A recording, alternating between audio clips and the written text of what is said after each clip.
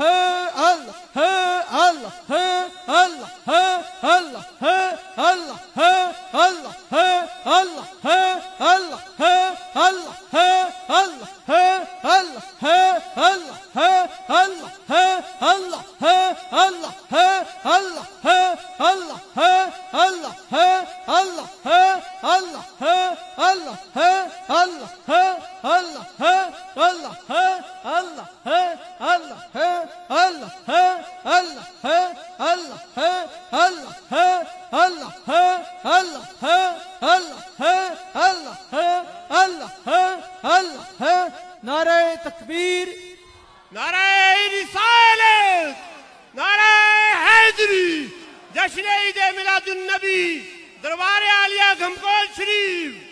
अल्लाह अल्लाह अल्लाह।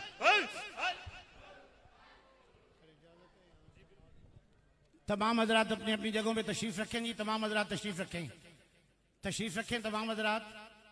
तमाम हजरात तशरीफ रखें। हलफबरदारी हो रही है, ज़रा जगह बना के तमाम हजरात तशरीफ रखें। अपनी अपनी जगह पे बैठ जाएं। तमाम हजरात बैठ जाएं, मेहरबानी। तमाम हजरात नीचे तशरीफ रखें। मुलाकात बाद में कीजिएगा। तशरीफ रखें जी, तशरीफ रखें। बाद में मुलाकात कीजिएगा, दस्तबोस्ती बाद में हो जाएगी। फिलहाल तशरीफ रखें, तमाम हजरात तशरीफ रखें।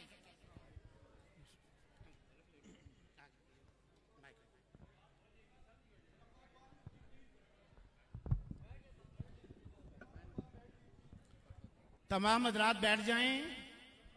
ये हलफ बर्दारी हो रही है, नीचे बैठ जाएं। ये सामने से भी बैठ जाएं, नीचे तशरीफ रखें।